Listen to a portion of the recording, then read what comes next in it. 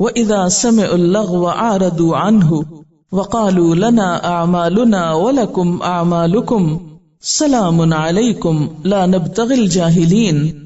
اور جب بےہودہ بات ان کے کان میں پڑتی ہے تو اس سے کنارہ کشی اختیار کرتے ہیں اور کہہ دیتے ہیں کہ ہمارے اعمال ہمارے لیے، تمہارے اعمال تمہارے لیے، تم پر سلام ہو، ہم جاہلوں سے الجھنا نہیں چاہتے۔ وَإِذَا سَمِعُوا اللَّغْوَ، اور جب وہ لغو باتیں سنتے ہیں، أَعْرَضُوا عَنْهُ، تو اس سے کنارہ کش ہوتے ہیں، اس سے اعراض برتتے ہیں۔ اور یہاں لغو سے کیا مراد ہے؟ وہ گالی گلوچ اور مذاق اڑانا جو مشرکین مومنوں کے ساتھ کر رہے تھے۔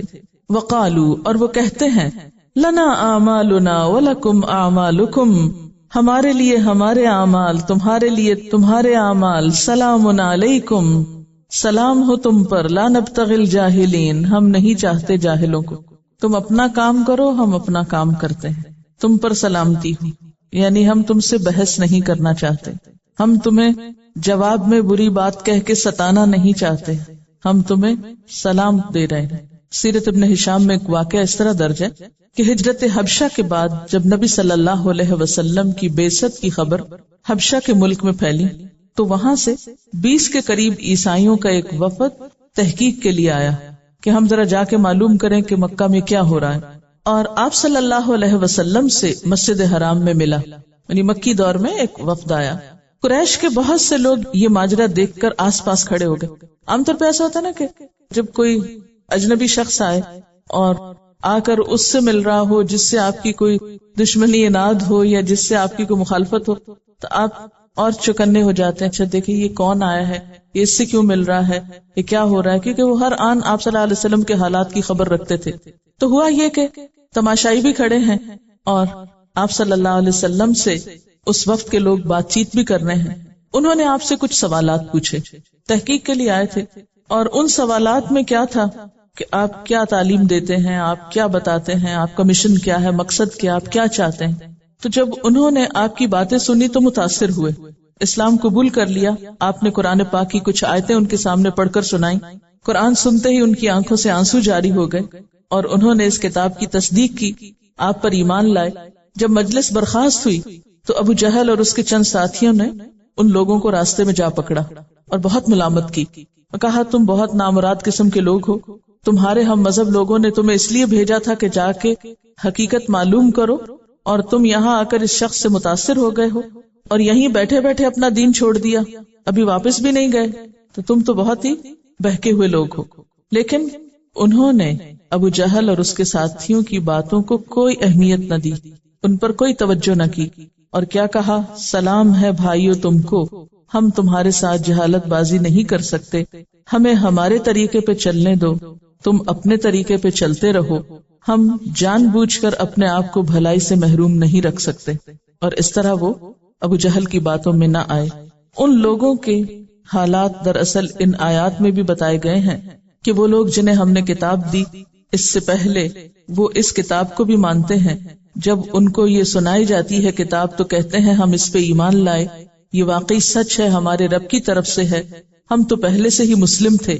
یہ وہ لوگ ہیں جنہیں ان کا اجر 2 بار دیا جائے گا اس ثابت قدمی کے بدلے جو انہوں نے دکھائی، بما صبر، اور صبر ابو جہل اور اس کے ساتھیوں کے باتوں کے جواب میں جو برتا اور ثابت قدمی، کیونکہ صبر کا ایک معنی جم جانا بھی ہوتا ہے نا، اور وہ برائی کو بھلائی سے دفع کرتے ہیں، یہ نہیں کہ ان سے لڑنے جھگڑنے کھڑے ہو گئے، اور جو کچھ ہم نے انہیں رزق دیا اس میں سے خرچ کرتے ہیں۔ اور جب انہوں نے بےہودہ بات سنی تو یہ کہہ کر اس سے کنارہ کش ہو گئے کہ ہمارے اعمال ہمارے لیے اور تمہارے اعمال تمہارے لیے، تم کو سلام ہے، ہم جاہلوں کا سا طریقہ اختیار نہیں کرنا چاہتے۔ تو لغو ہے کیا؟ لغو کا لفظ ہر بےہودہ قول یا بےہودہ کام یا بےہودہ چیز کے لیے استعمال ہوتا ہے۔ لغا حقیقت میں چڑیوں اور چڑیوں کی طرح دوسرے پرندوں کے چوں چوں کرنے کی آواز کو کہتے ہیں، جو بے ارادہ اور بے سوچے سمجھے منہ سے نکلتی۔ تو گویا جب ہم اس کو عام زبان میں استعمال کرتے ہیں تو معنی کیا ہوگا کہ چڑیا کے چہچہانے کی طرح کسی چیز کا بار بار تذکرہ کرنا، ایک تو بات کا بے معنی ہونا اور پھر بار بار اس کا تذکرہ کرنا، بار بار اس کا ذکر کرنا، یعنی بات اٹ سیلف بےہودہ بھی ہو، بیکار ہو، بے مقصد ہو، ناکارہ ہو، بے معنی ہو، جو کسی گنتی شمار میں نہ ہو، اس کے پیچھے کوئی سوچ سمجھ نہ ہو، با مقصد نہ ہو۔ اسی طرح اگر یہ لفظ جملے میں لغا الکلب یعنی کتے کے لیے استعمال ہو تو کتے کے بھونکنے کے معنوں میں استعمال ہوتا ہے۔ اسی لیے ہم دیکھتے ہیں کہ مخالفین اسلام، دشمنان اسلام نبی صلی اللہ علیہ وسلم کے خلاف جو پروپیگنڈا کر رہے تھے، آپ کی ذات پر جو بیکار قسم کی باتیں کر رہے تھے، اس کو سورۃ القصص کی آیت نمبر 55 میں لغو سے تعبیر کیا گیا ہے۔ وَإِذَا سَمِعُوا اللَّغْوَ أَعْرَضُوا عَنْهُ۔ اب یہاں لغو کیا تھا؟ آپ صلی اللہ علیہ وسلم کے خلاف جھوٹا پروپیگنڈا۔ وہ کیا تھا؟ کوئی آپ کو کاہن کہتا، کوئی آپ کو ساحر کہتا، کوئی مجنون کہتا، کوئی شاعر کہتا۔ تو آپ سب جانتے ہیں کہ آپ صلی اللہ علیہ وسلم کے لیے یہ جو القابات استعمال ہو رہے تھے، ان کی حقیقت کیا تھی؟ بےہودہ باتیں تھی، بیکار، بے مقصد، بے سوچے سمجھے کہی جاتی تھی، ان کی کچھ حقیقت نہ تھی۔ اور پھر بار بار بے سوچے سمجھے اعادہ بھی کیا جاتا تھا، بار بار دہرائی بھی جاتی تھی۔ ایسی باتوں کا آپ صلی اللہ علیہ وسلم نے کیا جواب دیا تھا؟ کبھی جب آپ کو کاہن کہتے تھے لوگ تو آپ بحث میں پڑ جاتے تھے، لوگوں سے الجھنے لگتے تھے؟ نہیں۔ تو یہ تھا لغل کلب کے معنی میں۔ اچھا، کتوں کا کیا کام ہوتا ہے؟ اب اس کی طرف اصل پہ چلے جاتے ہیں نا، اصل سین کو دیکھتے ہیں۔ آپ اپنے کام سے جا رہے ہیں، تیز تیز جا رہے ہیں، اتنے میں کوئی کتا راستے میں بھونکنا شروع کر دیتا ہے آپ پہ، تو آپ حیران ہو کے دیکھتے ہیں کہ اسے کیا ہوا ہے، میں نے تو اسے کچھ نہیں کہا۔ اور پھر کتوں کے بھونکنے سے بچنے کے لیے کیا کرنا چاہیے؟ جوابی کارروائی۔ کس قسم کی؟ بعض لوگ ویسے ہی کرنا شروع کر دیتے ہیں، خاص طور پہ بچے۔ ناسمجھ بچوں کا ری ایکشن کیا ہوتا ہے؟ جیسی آوازیں کتا نکال رہا ہوتا ہے وہ بھی جواب میں وہی کچھ کرتے ہیں۔ کچھ لوگ انتہائی خوف زدہ ہوتے ہیں اور بھاگنا شروع کر دیتے ہیں۔ اچھا، کتے کو کیا ہوتا ہے پھر؟ وہ بھی بھاگنے لگتا ہے۔ اچھا، ایک تیسرا طریقہ کیا ہوتا ہے کہ آپ ایک پتھر اٹھا کے کتے کی طرف پھینکتے ہیں۔ اس کی بھی ضرورت نہیں، کیونکہ آپ کتے کے شر سے اس کے بغیر بھی بچ سکتے ہیں۔ کیسے بچیں گے؟ جس چال سے چل رہے تھے اسی سے چلتے جاؤ، تھوڑا آگے نکل جاؤ گے تو بھونکنا بھول جائے گا، چھوڑ دے گا پیچھے۔ یہی حل ہے، یہی علاج ہے۔ سمجھ آئیے لغو کی؟ یعنی لغو کا ایک معنی کسی کے خلاف جھوٹا پروپیگنڈا، بےہودہ باتیں، جھوٹے الزامات، بیکار قسم کی گفتگو جس کی کوئی حقیقت نہ ہو۔ دین کا کام کرنے والوں کو یہاں ایک بہترین سبق سکھایا جا رہا ہے کہ جب تم اللہ کے راستے پہ چلو گے، ایک بامقصد زندگی گزارو گے، ایسا ضرور ہوگا، اور تمہیں کیا کرنا ہوگا؟ اعراض برتنا ہوگا، گویا تم نے سنا ہی نہیں، ایسے لا علم بن جاؤ گویا پتہ ہی نہیں، گویا کوئی چیز تمہاری زندگی میں آئی ہی نہیں۔ اب کتے کے بھونکنے کو کیا کہیں گے آپ؟ ایک لغو حرکت، کیونکہ اس کا تو کام ہی یہی ہے، اس کا مشغلہ یہی ہے، وہ آپ کو چھوڑا کسی اور کے پیچھے پڑ جائے گا، کیونکہ اس بیچارے کی زندگی میں تو کوئی مقصد نہیں ہے نا، سوائے دوسروں کو خوف زدہ کرنے کے، ہراس کرنے کے، پریشان کرنے کے۔ اچھا، اب آپ دیکھیں کہ جب چڑیوں کا چوں چوں کرنا اور چڑیوں کا بار بار ایک بات کو دہرانا، یعنی ایک ہی ٹون میں بولے چلے جانا، اس سے کیا بات پتہ چلتی؟ اس کو ذرا آپ امیجن کریں۔ آپ پڑھ رہے ہیں بیٹھ کے، کام کر رہے ہیں بہت انہماک سے، اتنے میں ایک چڑیا آ کر آپ کی کھڑکی کے اوپر بیٹھ جاتی، چوں چوں چوں چوں چوں، آپ کہتے ہیں کیا مصیبت ہے یہ، پھر سوچتے ہیں اچھا خود ہی اڑ جائے گی، پھر کام شروع کرتے، پھر وہ چوں چوں چوں شروع کر۔ آج کل بہت ہو رہی ہے نا کہ وہ موسم بہار کا ہے تو وہ اپنے گھر بنانے کو گھوم پھر رہی ہیں، کبھی کسی چیز میں آ گھستی ہیں، کبھی اندر کبھی باہر، شور بھی مچاتی ہیں عام دنوں کی نسبت، تو ایک موسم ہوتا ہے۔ اسی طرح ان چڑیوں جیسا عمل بعض لوگ بھی کرتے ہیں۔ مثلاً بعض اوقات معصوم بچے، آپ کام کرنے بیٹھے، اہم ترین کام ہے، جن لوگوں کے بچے چھوٹے ان کو پتا ہوگا، اتنے میں شیطان ایک بچے کو بہکاتا، وہ آپ کے سر پہ آ کے سوار ہو جاتا ہے۔ اس وقت اس کو مطالبات یاد آتے ہیں، مجھے یہ چاہیے، مجھے یہ چاہیے، مجھے یہ کرنا ہے، مجھے یہ کرنا ہے، اور پھر ضد پکڑ لیتا ہے اور وہی بات دہرائے چلے جاتا ہے۔ اب آپ کیا کریں گے؟ ماریں گے اس کو؟ جن کے بھی چھوٹے بچے ان سب کو پتا ہوگا، وہ سمجھ رہے ہوں گے میری بات، کیا کریں گے ان کے ساتھ؟ اب وہ تو بچہ ہے، بے سمجھ ہے نا، نا سمجھ ہے، اس لیے اس طرح کر رہا ہے۔ آپ اسے ڈانٹ نہیں سکتے، آپ اس کو مار نہیں سکتے، اگنور کریں گے، اس کا دھیان کسی اور چیز میں لگا دیں گے، یا اس کے وہ جو کچھ کہہ رہا ہے تھوڑا سا سن لیں گے۔ عام طور پر مائیں اسی طرح ہی بچوں کے ساتھ کام چلاتی، کیونکہ بچے ایک چیز سے ہٹتے ہیں دوسری سے ہٹیں گے، تیسری بات ان کے ذہن میں بیٹھ جائے گی، کیونکہ ابھی ان کی زندگی میں کوئی مقصد نہیں، کوئی مشقت والا کام نہیں، فارغ ہیں۔ اور خصوصاً وہ ایج بچوں کی کہ جس میں وہ کچھ سمجھدار ہوتے ہیں اور ابھی زیادہ ناسمجھ ہوتے ہیں، اس میں وہ زیادہ اس طرح کے کام کرتے ہیں، کیونکہ اب ان میں انرجی بھی آ رہی ہے، ان کو ہر وقت کی مصروفیت چاہیے، جب نہیں ہے تو پھر سارا کچھ وہ آپ ہی کو ستانے میں اپنی سب چیزیں۔ اس ایج میں مائیں بہت پریشان ہوتی ہیں، ہمارے بچے بہت ہائپر ہو گئے ہیں، بہت شرارتیں کرتے ہیں، اور اس کو ایک نفسیاتی مسئلہ بھی بعض اوقات سمجھتی ہیں، حالانکہ کیا ہے یہ، وہ اپنی فطرت سے مجبور ہے، ابھی نہ سمجھ۔ اچھا، ایسی نہ سمجھی بعض بڑے بھی کرتے ہیں۔ آپ نے دیکھا ہوگا کہ جو بزرگ ہو جاتے ہیں نا، بڑے بوڑھے، وہ کیا کرتے ہیں، بعض اوقات کوئی نہ سمجھی کی بات لے لیتے، دہرائے جاتے ہیں، پھر وہی کہیں گے، پھر وہی کہیں گے۔ اب آپ ان کو چیخ چلا کے کہیں گے اماں چپ کرے، میں کام کر رہی ہوں۔ کئی لوگ اسی طرح کرتے ہیں نا، بزرگوں کے سامنے اریٹیٹ ہو جاتے ہیں۔ نہیں، ان کے ساتھ بھی کس طرح ڈیل کریں گے آپ؟ بچوں کی طرح۔ اسی طرح بعض لوگ نہ بچے ہوتے ہیں نہ بوڑھے ہوتے ہیں، لیکن ان کا جو دماغ ہے یا سطح ہے عقل کی یا سمجھ کی یا شعور کی، وہ بچوں کی سطح، نہ سمجھو مالی، خصوصاً وہ لوگ جن کا لکھنے پڑھنے سے کوئی تعلق نہیں۔ بعض اوقات آپ کے نوکر، ان بیچاروں کے پاس کوئی تعلیم نہیں ہوتی، کوئی زندگی کا مقصد نہیں ہوتا، ان کا عقل سمجھ شعور ہی ایسا ہوتا ہے، تو وہ کیا کرتے ہیں پھر؟ ایک بات آپ کو آ کر ایسے بیکار وقت میں کہیں گے کہ جب آپ ذہنی طور پر اس کو سننے کے لیے تیار نہیں ہیں۔ اچھا، آپ ان کو تھوڑا سا سمجھائیں گے، اچھا جاؤ یہ کر لو، پھر تھوڑی دیر میں آ جائیں گے، وہی بات پھر کریں گے۔ نہ سمجھے کی بات ہے نا۔ اب آپ کیا کریں گے؟ ان کو ایک لمبا لیکچر دیں، آپ دے لیں لیکچر جتنے مرضی، ان کو نہیں سمجھ آنی، کیونکہ ان کی ذہنی سطح ہی اتنی ہے۔ اعراض برتیں گے، کوئی بات نہیں، ان کی ذہنی سوچ یا ان کی حیثیت کو سمجھتے ہوئے۔ اچھا، کچھ اور لوگ بھی ہوتے ہیں زندگی میں جو پڑھے لکھے بھی ہوتے ہیں، بچے بھی نہیں ہوتے، بوڑھے بھی نہیں ہوتے، ناسمجھ بھی نہیں ہوتے، لیکن ان کی زندگی میں کوئی گول نہیں، جو آج ہماری یوتھ کی اکثریت کا حال ہے۔ پڑھنے میں ان کا دل نہیں لگتا، کام وہ نہیں کرنا چاہتے، سارا دن کیا کرتے ہیں؟ بہت سی لڑکیاں جو کالجز وغیرہ میں جاتی ہیں، سارا دن ادھر گپ شپ ادھر گپ شپ، ایک بات ادھر کی ادھر کی، بیکار کی باتیں، لمبی لمبی کہانیاں، فضول قسم کی لمبی لمبی گفتگویں جس کی کوئی اصل نہیں، کوئی حقیقت نہیں، کچھ نہیں۔ اگر آپ کبھی انالائز کریں ان گفتگوؤں کو، کسی نتیجے پہ نہیں پہنچیں گے، تو بھی لغو میں آتی ہیں۔ اس کو آپ غیبت لفظ سے نہ تعبیر کریں، غیبت از ڈفرنٹ۔ لغو میں صرف غیبت نہیں ہوتی، لغو میں غیبت بھی ہوتی ہے، لغو میں بدگمانیاں بھی ہوتی ہیں، لغو میں شکوے بھی ہوتے ہیں، لغو میں اور بھی، یعنی بلا ضرورت ایسے شخص کے پاس جا کے باتیں کرنا جس کا اس سے کوئی تعلق نہیں۔ ایک تو ہوتا ہے نا کہ آپ کو مسئلہ ہے، آپ کسی ایسے شخص سے بات کریں جو آپ کو کوئی مشورہ دے، کسی ایک خاص وقت میں کریں۔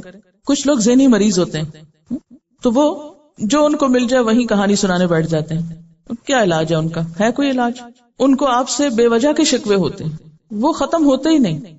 آپ ان سے بات کریں، ان کو سمجھانے کی کوشش کریں، تب بھی شکوے کریں گے۔ آپ ان کو چھوڑ دیں تو تب بھی شکوے کریں گے۔ سورۃ الاعراف میں ایک جگہ ہم نے کتے کے بارے میں پڑھا، وہاں اس کی جو عادت ہے یا فطرت، وہ کیا بتائے گی؟ ان تحمل علیہ یلہث او تترکہ یلہث، تم اس پہ حملہ کرو تب بھی وہ کیا کرے گا؟ زبان نکالے رکھے گا، اور اگر اسے چھوڑ دو تب بھی زبان نکالے رکھے گا۔ یعنی اس نے بولنا ہی بولنا ہے، یعنی کوئی بامقصد بات نہیں، کوئی بامقصد سوچ نہیں، جہاں بیٹھے فضول قسم کی گفتگو شروع کر دی۔ تو پھر یہ جو فضول گپ شپ ہوتی ہے نا، اگر آپ کبھی کسی ایسی جگہ پر جائیں جہاں بہت سے لوگ اکٹھے ہیں، ہر کوئی بول رہا ہے، لیکن کسی کی بھی گفتگو کا کوئی خاص موضوع نہیں، بس بول رہے ہیں، تو اگر آپ ساؤنڈ کریں تو ایسے لگے کہ جیسے چڑیا چو چو چو چو چو چو چو کر رہے ہیں، جیسے عام طور پہ ہم ایسے بیکار بے مقصد ٹائم پاس کرنے کی گپ شپ، اور خصوصی طور پر وہ گپ شپ آپ کو متاثر کرے، تو ایسے میں اعراض برتنے کا حکم۔ اب ہم دیکھتے ہیں کہ قرآن پاک میں یہ لفظ کہاں کہاں استعمال ہوا ہے۔ سورۃ الفرقان میں آتا ہے والذین لا یشہدون الزور وَإِذَا مَرُّوا بِاللَّغْوِ مَرُّوا كِرَامًا، رحمان کے بندے وہ ہیں جو جھوٹ کے گواہ نہیں بنتے، اور جب کسی لغو چیز پر ان کا گزر ہوتا ہے تو شریف آدمیوں کی طرح گزر جاتے ہیں۔ سورۃ المومنون میں اللہ تعالیٰ کامیاب ہونے والوں کی صفات بیان کرتے ہوئے فرماتے ہیں والذین هم عن اللغو معرضون، اور وہ لوگ جو لغو سے اعراض برتتے ہیں۔ اب آپ دیکھتے ہیں کہ سورۃ الفرقان میں کیا کہا؟ مروا باللغو، گزر جاتے ہیں لغو کے پاس، کرامن، بھلے طریقے سے، شرافت سے۔ سورۃ المومنون میں معرضون کا لفظ آتا ہے، پھر سورۃ القصص میں وَإِذَا سَمِعُوا اللَّغْوَ أَعْرَضُوا عَنْهُ۔ ایک تو اس سے یہ پتہ چلتا ہے کہ لغو اور زور الگ الگ چیز ہے۔ بھئی اگر زور لغو بھی تھا تو وہ پھر الگ سے ذکر کیوں کیا گیا؟ اس کا مطلب ہے کہ زور الگ ہے اور لغو الگ ہے۔ پھر اسی طرح سورۃ المومنون اور القصص دونوں جگہ پر ہمیں لغو سے ڈیل کرنے کا طریقہ بتایا جا رہا ہے کہ لغو کا کوئی جواب نہیں ہوا کرتا، لغو سے بچنے کی ضرورت ہوتی، اس میں انڈلج ہونے سے روکا گیا ہے۔ اس کے پاس سے ایسے گزر جاؤ گویا تم نے اس کو دیکھا ہی نہ ہو، نوٹس ہی نہیں کیا ہو، سورۃ القصص میں کیا آتا ہے؟ وَإِذَا سَمِعُوا اللَّغْوَ أَعْرَضُوا عَنْهُ وَقَالُوا لَنَا أَعْمَالُنَا وَلَكُمْ أَعْمَالُكُمْ سَلَامٌ عَلَيْكُمْ لَا نَبْتَغِي الْجَاهِلِينَ. اور جب بےہودہ بات ان کے کان میں پڑتی ہے تو اس سے کنارہ کشی اختیار کرتے ہیں اور کہہ دیتے ہیں کہ ہمارے اعمال ہمارے لیے، تمہارے اعمال تمہارے لیے، تم پر سلام ہو، ہم جاہلوں سے الجھنا نہیں چاہتے. یہ ہے علاج، یہ ہے اعراض کا طریقہ کہ پیسفلی الگ ہونا ہے، الجھنا نہیں ہے. پتھر نہیں پھینکنا، کتے کے بھونکنے سے بچنے کے لیے پتھر نہیں مارنا. سلام علیکم، تم کر لو جو کرنا چاہتے ہو، میری طرف سے تمہیں ایسا رویہ نہیں ملے گا. اس لیے کہ ناسمجھ لوگوں سے بحث کرنے کا فائدہ ہی کچھ نہیں. آپ گھنٹہ بھر بھی بحث کریں گے تو وہیں آ کھڑے ہوں گے جہاں سے آپ نے شروع کیا. بڑی اہم بات یہاں سے یہ پتہ چلتی ہے کہ اگر لغو سے اعراض کرنا ضروری ہے تو لغو کا ارتکاب کرنا، اس کی کہاں سے گنجائش نکلتی. یہ جو آیات ہم نے پڑھی اس میں لغو سے اجتناب کی بات ہے، لغو کے ارتکاب کی بات نہیں. اب سمجھدار انسان جو ہے اس کے لیے اتنا ہی کافی ہے کہ اگر مجھے کسی چیز کے پاس پھٹکنے کی اجازت نہیں یا کسی چیز کے پاس سے مہذب اور معزز طریقے سے گزرنے کو کہا جا رہا ہے تو اس کا ارتکاب کرنا تو دور کی بات، اس کی تو کوئی گنجائش نکلتی نہیں. یعنی اگر ہم سے یہ کہا جا رہا ہے کہ لغو سے بھلے مانسوں کی طرح گزر جاؤ یا اس کو اگنور کر دو تو پھر یہ تو بات دور کی ہے کہ کوئی شخص خود لغو میں مبتلا ہو، اس کی تو کوئی گنجائش ہی نہیں نکلتی. اور حقیقت یہ ہے کہ جن لوگوں کی زندگی میں کوئی مقصد ہوتا ہے، انہیں کوئی کام ہوتا ہے، وہ تعمیری سوچ رکھتے ہیں، انہیں اپنی زندگی، اپنے وقت اور اپنے حیثیت کی قدر و قیمت ہوتی ہے کہ اللہ نے ہمیں اتنی نعمتوں کے ساتھ پیدا کیا ہے دنیا میں، اس کو اتنے قیمتی وقت کو لغو میں گزار دوں. تو پھر ایسے لوگ لغو کے ارتکاب سے محفوظ رہتے ہیں. رہے وہ لوگ جو حیوانی سطح پہ جیتے ہیں، انسانی نہیں، حیوانی سطح پہ. حیوانی سطح سے مراد کیا ہوتا ہے؟ خواہشات کی دنیا میں رہتے ہیں، جن کی زندگی کا مقصد محض خواہشات کی تکمیل ہوتا ہے. تو ایسے لوگ عموماً لغو کا شکار ہوتے ہیں، کیونکہ یہ بھی ایک نفسانی خواہش ہے نا. لغو کا ارتکاب کرنا ایسا ہی ہے جیسے کسی کو میٹھے کی کریو ہوتی ہے نا، تو بعض لوگوں کو لغو کی کریو ہوتی ہے، یعنی ایسی خواہش کہ جو انسان کو بے چین کر دے اور جس کے بغیر انسان کا گزارا نہ ہو. شہوت جسے بولتے ہیں، ایڈکشن بھی کہہ سکتے ہیں. کچھ لوگ ایسے ہوتے ہیں کہ جن کی زندگی میں کوئی مقصد نہیں ہوتا، حیوانی سطح پہ جی رہے ہوتے ہیں، ان کو ایک طرح سے لت پڑ جاتی ہے، ایک نشہ سا ہو جاتا ہے. کس چیز کا؟ لغو کے ارتکاب کا. پھر وہ اس کے بغیر رہ نہیں سکتے. لیکن جب انسان کا مزاج بدلتا ہے نا، سوچ بدلتی ہے، اندر بدلتا ہے، ٹیسٹ بدلتا ہے، ڈائریکشن یا قبلے تبدیل ہوتے ہیں، تو پھر کیا ہوتا ہے؟ پھر لغو اچھا ہی نہیں لگتا. پھر کوئی اور بھی اس میں پڑا ہوا ہو تو اس پہ بھی تکلیف ہوتی ہے اور انسان چھوڑ دیتا ہے، پھر خود بخود اعراض برتنے لگتا ہے. اللہ تعالیٰ کو ہم سے یہی چاہیے. اصل بات پتہ کیا ہے؟ مشکل یہ ہے کہ ہم نے ابھی تک اس وقت کی اور زندگی کی قیمت جانی ہی نہیں. یہ کتنی بڑی دولت ہے، اس کو ابھی تک ہم نے پہچانا ہی نہیں. یہ کتنا بڑا چانس ہے اس وقت ہمارے پاس جو پلٹ کے دوبارہ نہیں آئے گا. آج کا دن بس آج جو گزر جائے گا پھر تو آنا نہیں اس نے. تو جس کو اپنے وقت کی قیمت کا احساس ہوتا ہے پھر اس کا دل لغویات میں نہیں لگتا. مثلا آپ اس کو یوں بھی سمجھ سکتے ہیں کہ اگر کسی طالب علم کا سویرے امتحان ہو تو وہ شام کو بیٹھ کے دوستوں سے گپ شپ نہیں کر سکتا، وہ لغویات میں مشغول نہیں رہ سکتا کہ اس کا دل نہیں لگے گا لغو میں. کہ میرا امتحان ہے، میں نہیں کر سکتا، پھر کریں گے، نہیں ابھی میرا ٹیسٹ ہے. تو ہم سب کا اس زندگی کے اختتام پر ایک بڑا سخت امتحان ہے اور پھر اس کا ایک انجام ہے. آپ کو پتا ہے ہم یہاں ہمیشہ کے لیے نہیں آئے ہوئے، مسافر ہیں ہم. اصل میں آپ لوگ سفر نہیں کرتے نا، اس لیے سفر کی جو ایک پین ہوتی ہے یا ایک تکلیف ہوتی ہے اس کا بھی احساس کم ہوتا ہے. تو ہم دنیا میں ایک مسافر کی حیثیت سے ہیں، اور مسافر جو بامقصد مسافر ہوتا ہے اس کو پتا ہوتا ہے کہ میرے پاس بس اتنے گھنٹے ہیں، اتنا وقت ہے، اس میں مجھے اپنا سارا ٹارگٹ پورا کرنا ہے، جو بھی میں لے کر آیا ہوں، جو بھی مجھے کام کرنا ہے، تو اپنا وقت ضائع نہیں کر سکتا ہوں. ہم چونکہ اس زندگی کا کوئی مقصد سمجھتے نہیں ہیں، اس لیے بے دریغ لوٹاتے ہیں اس دولت کو. روپے پیسے کو تو پھر بھی سنبھال لیتے ہیں، لیکن وقت جو روپے پیسے سے بھی قیمتی ہے اس کو نہیں سنبھالتے. مثلا ایک کھلاڑی ہے اور اس کو اول آنے کا شوق ہے، تو اس کے دائیں بائیں کتنے بھی خوبصورت نظارے ہوں، کچھ بھی ہو، اسے کسی بھی چیز میں دلچسپی نہیں ہوگی سوائے دوڑتے رہنے میں۔ تو ایسے ہی لوگ جو بامقصد زندگی گزاریں گے، جب آخرت میں جائیں گے تو جس جنت میں ان کو ہمیشہ کی زندگی ملے گی، جو ان کا اصل گھر ہے، جہاں وہ لائف کی ابتدا کریں گے۔ آپ کو پتا ہے ابھی ہم ایک ٹیسٹنگ ٹائم میں ہیں، جیسے ایک پروڈکٹ فیکٹری میں ہوتی ہے نا، ابھی اس کی مارکیٹنگ نہیں ہوئی، تو ابھی ہم ٹیسٹنگ فیز میں ہیں۔ مارکیٹنگ تو کل ہماری ہوگی کہ ہم کس لائق ہیں اور کیا ہماری قیمت لگتی ہے اور کہاں ہمیں پہنچانا چاہیے۔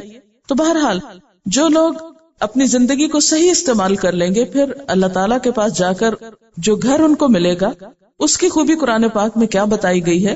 جنات عدن التی وعد الرحمن عبادہ بالغیب انہ کان وعدہ مأتیا لا يسمعون فیہا لغوا الا سلاما۔ ان کے لیے ہمیشہ رہنے والی جنتیں ہیں جن کا رحمان نے اپنے بندوں سے درپردہ وعدہ کر رکھا ہے، اور یقیناً یہ وعدہ پورا ہو کر رہنا ہے۔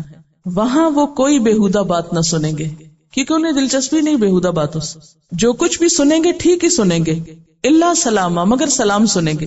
سورۃ القصص میں بھی آپ دیکھیے کہ لغو کے اپوزٹ سلام آیا ہے، یہاں بھی آپ دیکھ رہے ہیں کہ جنت میں لغو کا اپوزٹ سلام بتایا گیا۔ اب کتے کا بھونکنا جو ہے وہ خوفناک چیز ہے نا، تو اس کا اپوزٹ کیا ہوگا؟ پیس، پرامن ہونا، پرامن رہنا۔ تو جنت میں لوگوں کو لغو سننے کو نہیں ملے گا، کیونکہ لغو کا جو اثر ہوتا ہے نا ہماری ذات پہ، وہ ہمیشہ ڈپریسنگ ہوتا ہے۔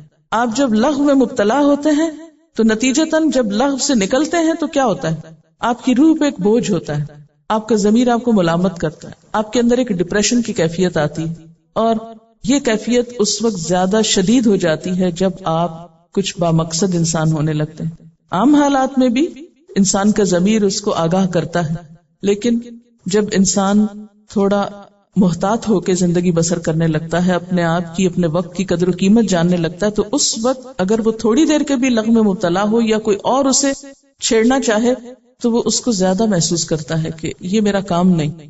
آپ دیکھیے کہ جو کام آپ لے کے نکلے ہیں، جو کام آپ کر رہے ہیں یا کرنا چاہتے ہیں، اس میں بارہا ایسا ہوگا کہ لوگ آپ کو لغو میں الجھانے کی کوشش کریں گے، لیکن آپ کو ان کے جال میں نہیں پھنسنا، محتاط ہو کے نکل جانا ہے، ورنہ وہ اپنا وقت تو ضائع کر ہی رہے ہیں بیکار باتوں میں، آپ کو بھی ضائع کر دیں گے۔ تو اہل جنت کو یہ بیزاری کی باتیں، بیکاری کی باتیں، فضول گفتگو اور الزامات سے جو دین کے رستے پہ چلتے وقت آتے ہیں ان سے واسطہ نہیں پڑے گا۔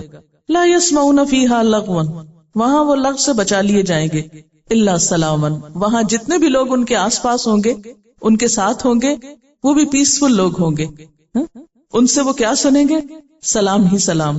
لیکن افسوس یہ کہ ابھی تک تو ہم اپنے گھروں کو جنت نہیں بنا سکے، اپنے رہنے کی جگہوں کو جنت نہیں بنا سکے، کیونکہ جنت والے تو کثرت سے ایک دوسرے کو سلام کرتے ہوں گے۔ اور آپ کو پتا ہے کہ جنت میں جانے کے لیے کیا نسخہ بتایا گیا؟ آپ صلی اللہ علیہ وسلم نے کیا فرمایا تھا؟ خدا کی قسم تم جنت میں نہیں جا سکتے جب تک کہ تم مومن نہ ہو، تم مومن ہو نہیں سکتے جب تک کہ آپس میں محبت نہ کرو۔ کیا میں تمہیں وہ طریقہ نہ بتا دوں کہ جس کے کرنے سے تم باہم محبت کرنے لگو گے؟ افشوا السلام بینکم، آپس میں سلام کو خوب رواج دو۔ لیکن ہم ایسے بخیل اور تنگ نظر لوگ ہیں، تنگ دل لوگ ہیں کہ کسی کو کھل کے سلام کرنے میں بھی ہم کو مشکل ہوتی، اس سے بھی بیزار ہوتے ہیں۔ دیکھیں گے دوسرے کو، گزر جائیں گے، سلام نہیں کریں گے۔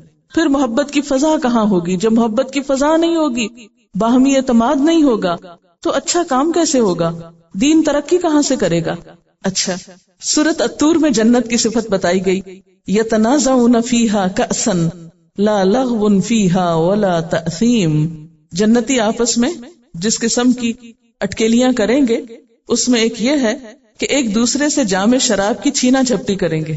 جنتی آپس میں جس قسم کی اٹکیلیاں کریں گے اس میں ایک یہ ہے کہ ایک دوسرے سے جام شراب کی چھینا جھپٹی کریں گے، یعنی ایک دوسرے سے، یعنی کسی نے اپنے لیے بھر کے رکھا ہوگا وہ اٹھا کے پی لیں گے، لیکن کوئی مائنڈ نہیں کرے گا۔ ذرا یہاں تو آپ کر کے دیکھیں، وہ آپ کے اوپر تو گرا دیں گے لیکن آپ کو پینے نہیں دیں گے۔ جس شراب کے سرور میں نہ تو بےہودہ گوئی ہوگی نہ گناہ۔ اچھا، اس سے ایک اور بات کھل کے سامنے آتی ہے، اور وہ کیا ہے کہ شراب پی کر انسان جو بہکی بہکی باتیں کرتا ہے وہ بھی لغو ہوتی ہیں، کیونکہ ایک ڈرنک انسان جو گفتگو کرتا ہے وہ کس قسم کی ہوتی ہے؟ بہکی ہوئی، بے مقصد، اس میں کوئی ربط نہیں ہوتا، جملوں میں کوئی سینس نہیں بنتی، کوئی موقع محل کی مناسبت سے نہیں ہوتی. اس سے بھی آپ لغو کو سمجھ سکتے ہیں کہ لغو کس قسم کی گفتگو اور کس قسم کی ایکٹیویٹی کا نام ہے. پھر سورۃ الواقعہ میں اللہ تعالیٰ فرماتے ہیں لا يسمعون فيها لغوا ولا تأثیما الا قیلا سلاما سلاما. وہاں وہ کوئی بےہودہ کلام یا گناہ کی بات نہ سنیں گے، جو بات بھی ہوگی سلام ہی سلام ہوگی، سلامتی پر مبنی ہوگی. تو گویا جنت لغو سے پاک ہوگی. لیکن کس کے لیے ہے وہ جنت؟ جو آج شعوری طور پر لغو سے کنارہ کشی کرے. تو کل اللہ تعالیٰ اپنے فضل سے اس لغو کو اس سے دور کر کے اس کے دل میں ٹھنڈک پیدا کریں گے اور ہر طرف سلامتی ہوگی. لغو پھر ڈسٹربنگ باتیں بھی ہوتی ہیں نا، جیسے کتے کا بھونکنا ڈسٹرب کرتا ہے آپ کو. اب ہمارا عموماً ریئیکشن کیا ہوتا ہے ڈسٹربنگ باتوں پر؟ کسی نے آپ کو آ کے کچھ کہا، آپ ڈسٹرب ہو گئے. جب ڈسٹرب ہوئے تو فٹ آپ نے بھی جواب میں کچھ بول دیا، وہ اس سے بڑا طوفان لے کے آ گیا، وہ لڑائی جھگڑا فساد اور کہاں تک بات پہنچی. لیکن جنت اس طرح کے فسادات سے خالی ہوگی. سورۃ النبا میں اللہ تعالیٰ فرماتے ہیں لا يسمعون فيها لغوا ولا كذابا جزاء من ربك عطاء حسابا. وہاں کوئی لغو اور جھوٹی بات وہ نہ سنیں گے، جزا اور کافی انعام تمہارے رب کی طرف سے. یہاں بھی آپ دیکھ رہے ہیں کہ لغو کے ساتھ کذاب کا لفظ الگ ہے. اس کا کیا مطلب ہے؟ جھوٹ الگ چیز ہے، لغو الگ چیز ہے. یعنی لغو میں جھوٹ ہو سکتا ہے لیکن جھوٹ اٹ سیلف ضروری طور پر لغو نہیں ہو سکتا. ٹھیک ہے. اچھا، جیسے پیچھے ڈرنک ہونے کی مثال دی نا، اسی طرح بعض اوقات کوئی شخص جیسے نیند میں بولتا ہے تو وہ کیا باتیں کرتا ہے؟ بے ربط، بے معنی. کیوں ہوتی ہیں وہ بے ربط باتیں؟ اس لیے کہ نیند میں بول رہا ہوتا ہے نا، بے سوچے سمجھے بول رہا ہوتا ہے، یعنی غفلت میں بول رہا ہے. جس شخص کو پتا ہے قیامت آنے والی ہے، میرے منہ سے نکلا ہوا ایک ایک لفظ لکھا جائے گا، تولا جائے گا، اس کا حساب ہوگا، پھر وہ لغو کیسے بول سکتا ہے؟ ما یلفظ من قول الا لدیہ رقیب عتید. اس کے منہ سے کوئی لفظ نہیں نکلتا مگر حاضر باش نگران موجود ہوتا ہے، سب لکھا جاتا ہے. تو جس شخص کو یہ یقین ہو کہ سب کچھ لکھا جا رہا ہے، اللہ تعالیٰ کے فرشتے لکھ رہے ہیں، وہ جواب بھی دے رہے ہیں، مجھے ضرورت نہیں ہے ان بحثوں میں پڑھنے کی، تو وہ اپنے کام میں مشغول رہتا ہے اور کام کرتا چلا جاتا ہے. پھر اگر انہی جانوروں کی مثال آپ سامنے رکھیں نا، تو یہ جو چھیڑ چھاڑ ہوتی ہے یہ آپ کو آپ کے مقصد سے ہٹاتی ہے، آپ کو اریٹیٹ کرتی ہے، آپ کو ڈسٹرب کرتی ہے، آپ کے کاموں میں انٹرفیئر کرتی ہے. لیکن جو سمجھدار انسان ہوتے ہیں وہ ان چیزوں کے ٹریپ میں نہیں آتے، ان جالوں میں نہیں آتے، ان شکنجوں میں نہیں آتے اور اپنے راستے پہ چلتے چلے جاتے ہیں. اچھا، سورۃ الغاشیہ میں جنت کی صفت کیا آتی ہے؟ وجوہ یومئذ ناعمہ لسعیہا راضیہ فی جنت عالیہ لا تسمع فیہا لاغیہ. کچھ چہرے اس روز بارونق ہوں گے، اپنی کارگزاری پہ خوش ہوں گے، عالی مقام جنت میں ہوں گے، کوئی بےہودہ بات وہ وہاں نہ سنیں گے، وہاں کوئی لغو نہیں ہوگا. یہ تھی لغو والی آیات قرآن پاک میں. اچھا، ان آیات سے کیا پتہ چل رہا ہے؟ دو طرح کی لغو کی آیات ہے، ایک تو دنیا سے متعلق ہے اور ایک آخرت سے متعلق ہے. جنت کی خوبیوں میں خاص خوبی یہ کہ وہاں لغو نہیں ہوگا، اور دنیا میں اہل ایمان، باکردار مسلمان، مفلحون، عباد الرحمن اور جن کو دگنا اجر ملے گا، جس کانٹیکس میں سورۃ القصص میں بات ہوئی، ان سب کی صفات میں خاص صفت کیا بتائی گئی کہ وہ لغو سے اعراض برتتے ہیں، یعنی لغو میں مبتلا نہیں ہوتے، اور اگر کوئی اور مبتلا ہو تو اس کو بھی کنسیڈر نہیں کرتے اور اس سے بھی ایک طرف ہو کر گزر جاتے ہیں. تو اگر ہم عملی زندگی سے کچھ مثالیں لے آئیں تو انشاءاللہ آسانی ہو جائے گی. اصل میں لغو کا تعلق گفتگو سے ہے، عمل سے کم ہے.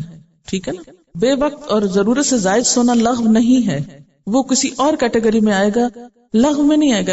اب آپ پھر چڑیوں کا چہچہانا، سونے والا تو سو گیا، میٹھی نیند، تو آپ اس کو اس کے اوریجنل کانٹیکس میں دیکھیں. میرے ساتھ ابھی 4 دن پہلے یہ قصہ ہوا جو میرے خیال ہے اس وقت بالکل موقع کے حساب سے ہے. ہمارا ڈرائیور، پہلے بھی ایک دفعہ بتا چکی ہوں کہ میں جب یہاں سے بیٹھتی ہوں گاڑی میں تو بچوں کو اور ڈرائیورز کو جنرل باتیں جو اس میں سے آج کے رہ گئے ہوتے ہیں مائنڈ میں وہ ڈسکس کرتی ہوئی جاتی ہوں.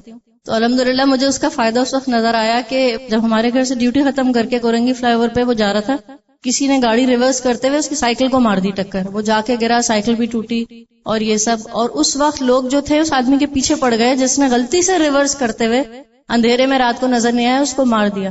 اور سب کے سب لوگ تو مہارا ڈھونڈتے ہیں جمع ہو گئے اور چڑھ گئے کہ اس کو تو مارو، اس نے تمہیں مارا ہے. اور وہ بیچارے کو جان بچانا مشکل ہو گیا. اس وقت اس نے کہا باجی مجھے آپ کی بتائی ہوئی باتیں ایسے میرے دماغ میں گھوم رہی تھیں کہ انہی سے تو بچنا ہے ہمیں. میں نے لوگوں کو ٹھنڈا کیا کہ نہیں بھائی میری وجہ سے اس کو مار رہے ہو نا, میں تو خود ایک ڈرائیور ہوں, یہ غلطی مجھ سے بھی ہو سکتی تھی. اور میرے اندر اتنا صبر آ گیا ہے پچھلے اس میں اتنی باتیں سن کے یہ سب کر کے. وہ خود کہتا ہے کہ میں نے یہ باتیں کبھی نہیں سنی, کوئی بتانے والا نہیں تھا.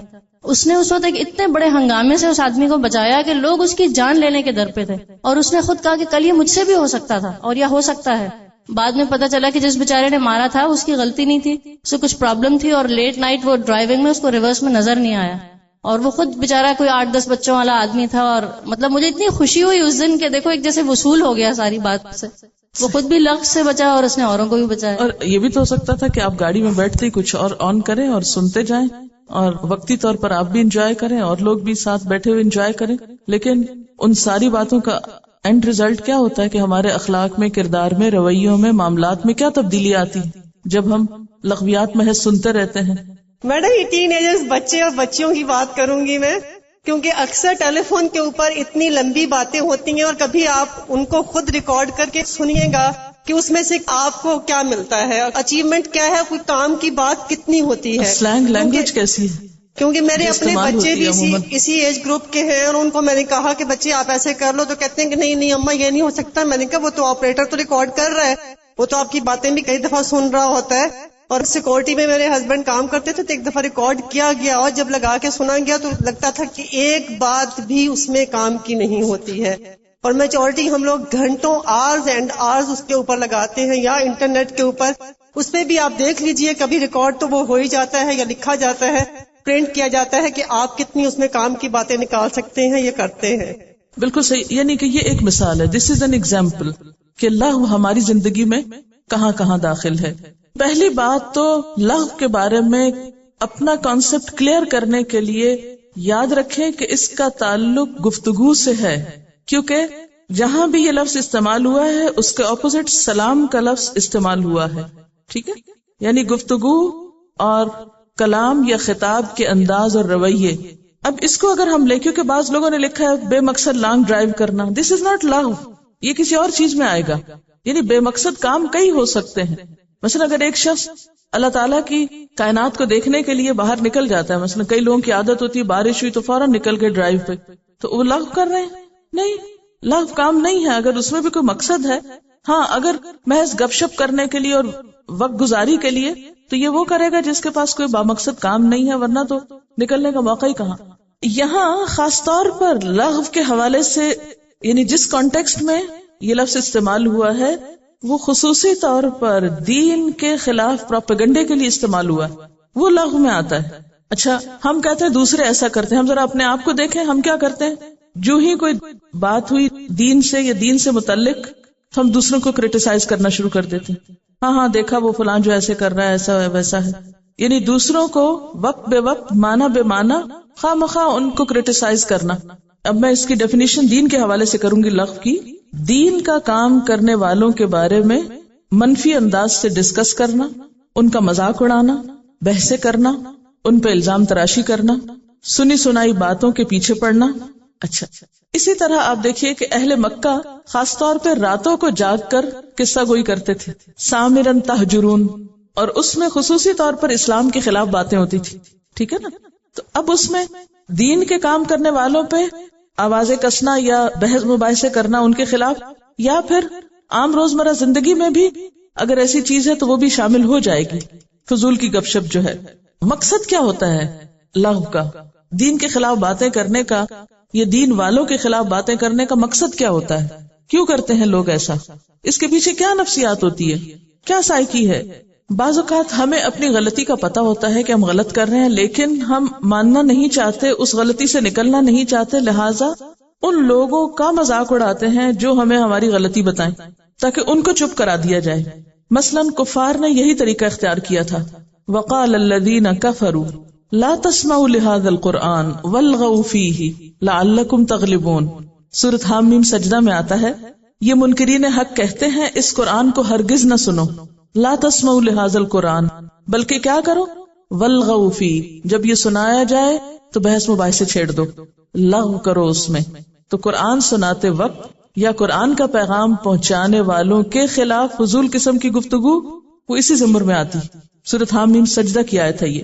منکرین حق کہتے ہیں اس قرآن کو ہرگز نہ سنو اور جب یہ سنایا جائے تو اس میں خلل ڈالو. والغو فی، یہاں خلل کس معنی میں آئے؟ لغو کے معنی میں. شاید اس طرح تم غالب آ جاؤ.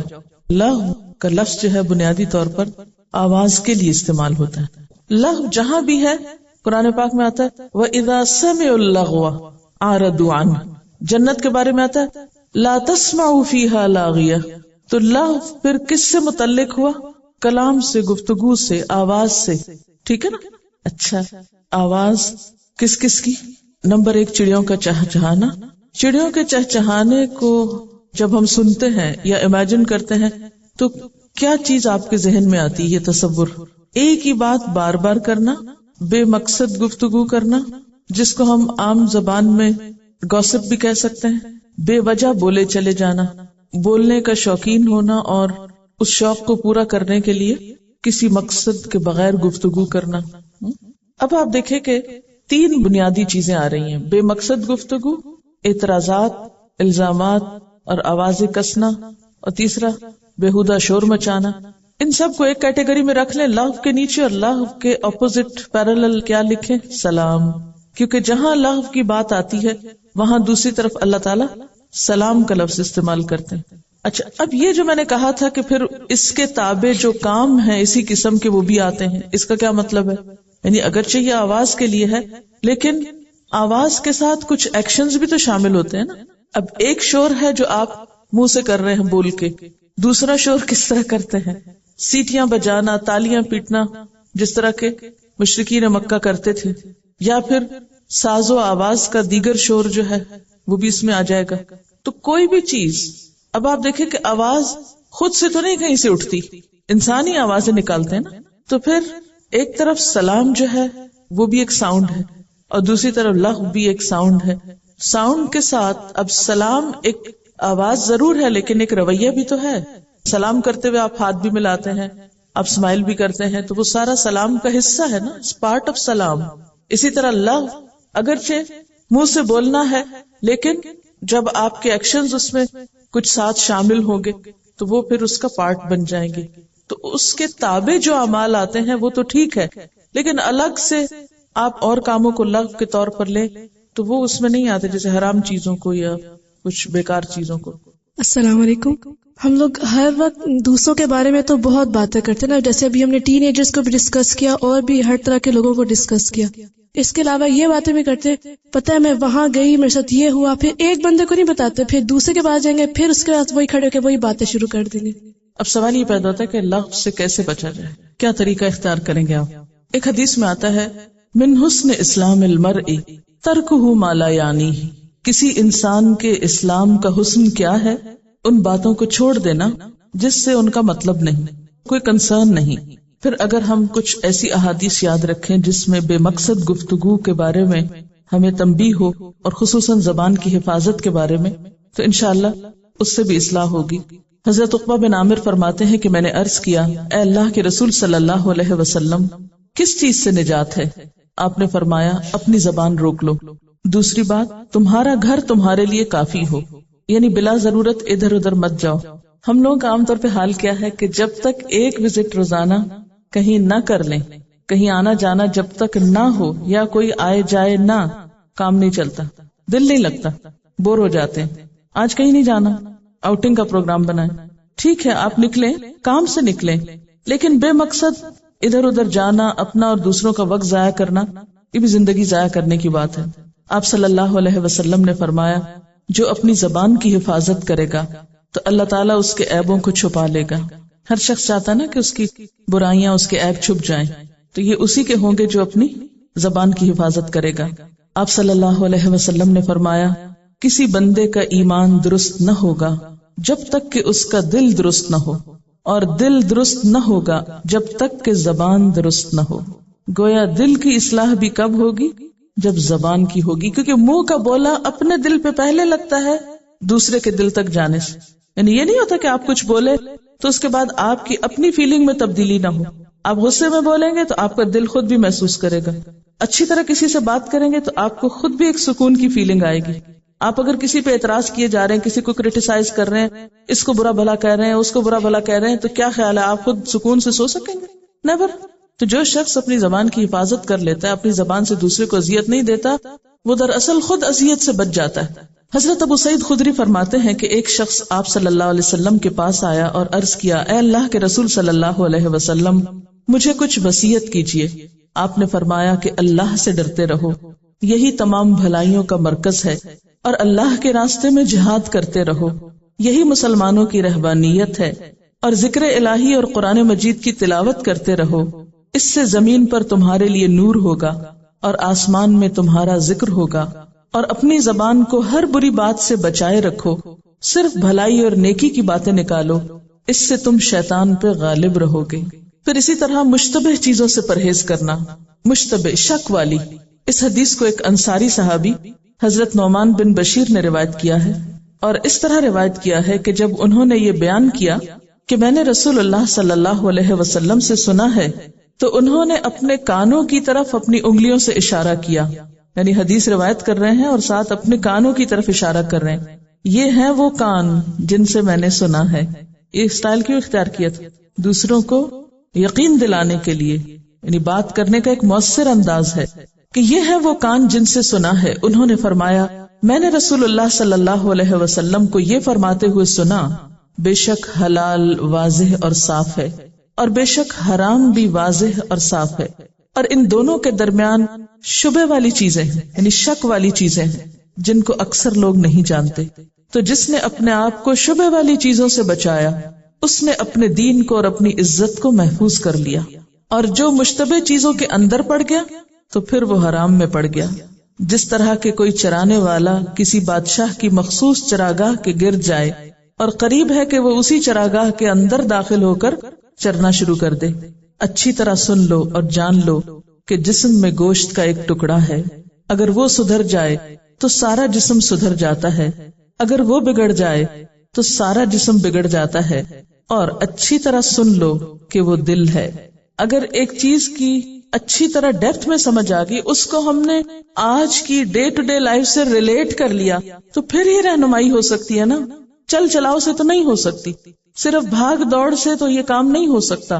اگر آپ کو واقعی لوگوں کی صحیح معنوں میں رہنمائی کرنی ہے، ان کو لکھی ہوئی چیزیں، ان کو سنانے کے لیے چیزیں، ان کو عملی طور پر مختلف طریقے آپ نے اگر ایجاد کرنے ہیں، لوگوں کو اپروچ کرنے کے، اللہ کا پیغام پہنچانے کے، تو یہ جلد بازی میں کرنے کا کام نہیں ہے. دیکھیے، اگر 2-3 باتیں یاد رکھ لیں گے خلاصے کے طور پر تو لغو سمجھ آ جائے گا. نمبر 1، لغو کا تعلق کلام سے ہے، گفتگو سے ہے، انداز سے ہے، رویے سے ہے. لغو کا اپوزٹ سلام ہے. لغو ایک ڈسٹربنگ گفتگو اور انداز اور رویے کا نام ہے. اس کے مقابلے میں سلام، پیس، گفتگو میں، انداز میں، رویوں میں. ٹھیک ہے. کیا فیملی کے ساتھ بیٹھ کر ہلکی پھلکی باتیں کرنا لغو میں شامل ہے؟ بتائیے وائی، کیوں نہیں؟ آپ دیکھیے کہ حقیقت یہ ہے کہ بہت ساری باتوں کی وضاحت یا ان کا عملی پہلو آپ کو سمجھ میں نہیں آ سکتا جب تک کہ آپ سیرہ نہ پڑھیں.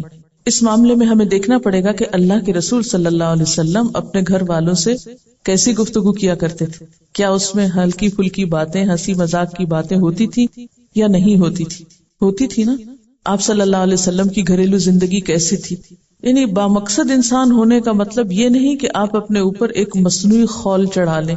اور اللہ تعالیٰ نے انسان کے اندر جو مزاح کی حس رکھی ہے، یا اس کا وٹی ہونا ہے، یا کائنات کی چیزوں میں، دنیا کی چیزوں میں غور و فکر کرنا ہے، اس میں ہر وقت کوئی نہ کوئی آیت پڑھتا رہے یا کوئی نہ کوئی حدیث سناتا رہے. کیا بامقصد گفتگو صرف آیت پڑھنے اور حدیث سنانے کا نام ہے؟ نہیں. عام روزمرہ زندگی میں آپ ریفرنس کے بغیر بھی باتیں کر سکتے ہیں. ٹھیک ہے. علم کی مجلسوں میں آپ کوٹ کریں جتنا چاہیں، لیکن ہر وقت یہ کوٹیشنز نہ دیا کریں، کیونکہ جو لوگ نہیں جانتے نا، آپ تو اب جان گئے. جن لوگوں کے لیے سب کچھ نیا ہے وہ پریشان ہوتے ہیں آپ کی گفتگو ایسی سن کر ہر وقت. مثلاً چھوٹی سی میں مثال دیتی ہوں آپ کو. رات میرے بیٹا کہنے لگا کہ بس دنیا میں ایک چیز نہ ہوتی. میں نے کہا وہ کیا؟ پڑھنا نہ پڑتا. میں نے کہا صحیح بات کہہ رہے ہو، اس لیے کہ دیکھو گائے بھینس کو نہیں پڑھنا پڑتا، کتے بلی کو بالکل نہیں پڑھنا پڑتا، تو کیا خیال ہے وہ نہ بن جائے؟ تو اس نے آگے سے کہا کچھ نہیں، کوئی آرگیو نہیں کیا. میں نے بہت لائٹلی اس کو ہنسی مذاق میں کہا بھینس کو بالکل نہیں پڑھنا پڑتا، کتے کو اسکول نہیں جانا پڑتا. چند جانوروں کے نام لے کے میں نے بس اتنی ہنسی میں ٹال دیا اس کو. کوئی نصیحت نہیں کی، کوئی اس کو ڈانٹا نہیں، کچھ نہیں کیا. اور وہ بھی سمجھ گیا کہ ہاں مجھ میں اور کتے بلی میں تو فرق ہے. اب اس وقت میں اگر اس کو کوئی آیت سنا کے اور اس کا ترجمہ سنا کے کہ دیکھو اللہ نے یہ فرمایا تم کیا باتیں کر رہے، تو اس طرح کی چھوٹی چھوٹی زندگی کی مثالوں سے آپ مزاح بھی پیدا کر سکتے ہیں اور دوسرے کی سوچ کو بھی بیدار کر سکتے ہیں. یہ کسی نے مشورہ دیا ہے، یہ اسائنمنٹ دے دیجئے کہ آپس میں 2 دوستیں ایک دوسرے کی لغو باتیں لکھ کر لائیں، کم از کم 5 لڑے بغیر. آگے لکھا انہوں نے خیر خواہی اور اس کی بہتری کے لیے لکھ کر خواہ پھر اسی دوست کو دے دیں تاکہ وہ اپنی اصلاح کر لیں. یہ اس لیے کہہ رہی ہوں کہ اپنی کوتاہیاں اور خامیاں نظر نہیں آتی، جبکہ دوسرے ہماری ان عادات اور لغویات سے بہت زیادہ اریٹیٹ ہو رہے ہوتے ہیں. اس کام کو آئینہ بن کر انجام دیں، کیونکہ دوست دوست کا آئینہ ہوتا ہے. مجھے تو ویسے سجیشن بہت اچھی لگی.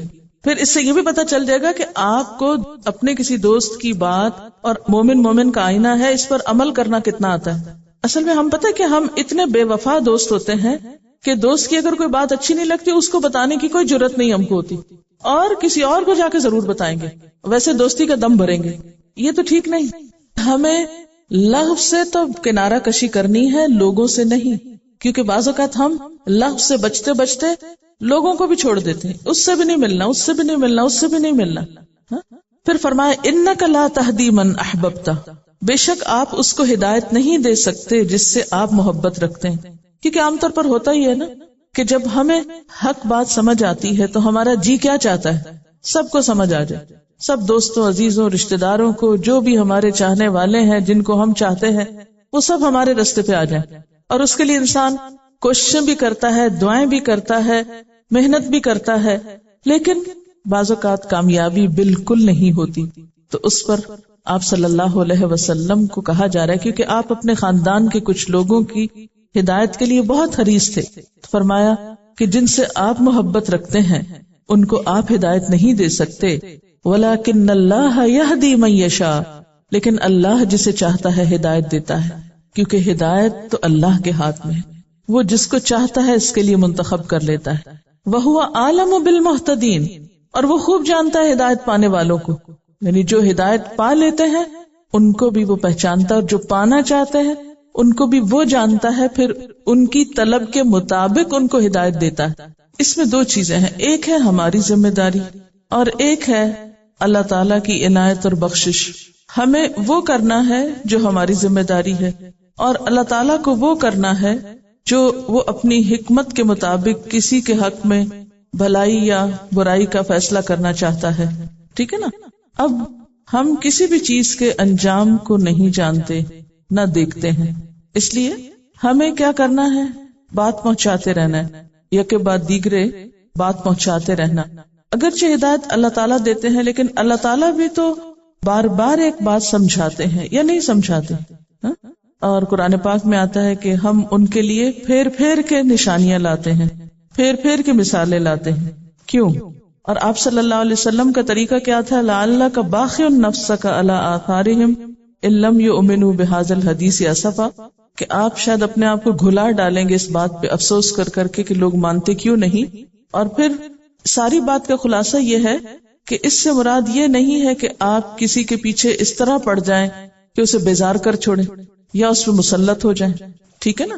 آپ کو ایک طریقے سے، پھر دوسرے سے، پھر تیسرے سے، مثلا آپ کے اگر خدا نخواستہ کوئی بچہ جو ہے وہ غلط راستے پہ نکل رہا ہے تو آپ کہیں گے کہ میرا کیا جاتا ہے، نکلتا رہے، جو جی چاہے کرے، ہدایت تو اللہ نے دینی ہے، اس لیے مجھے ایک دفعہ کہنا کافی ہے. کیا آپ یہ کریں گے؟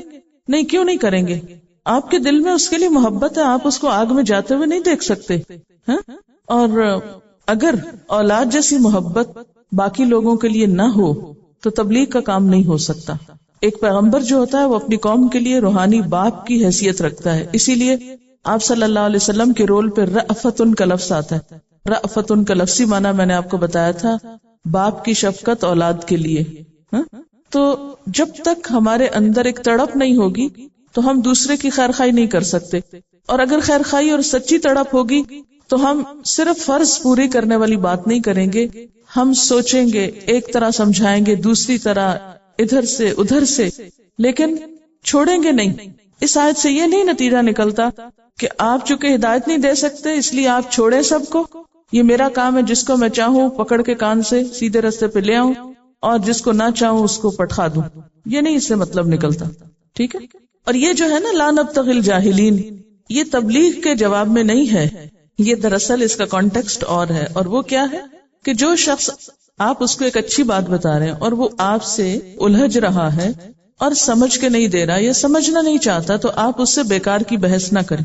اور لغو کے جواب میں آپ کا رویہ بہت خوبصورت ہو. وآخر دعوانا ان الحمد للہ رب العالمین. سبحانک اللہم وبحمدک نشہد ان لا الہ الا انت نستغفرک ونتوب الیک. والسلام علیکم ورحمۃ اللہ وبرکاتہ.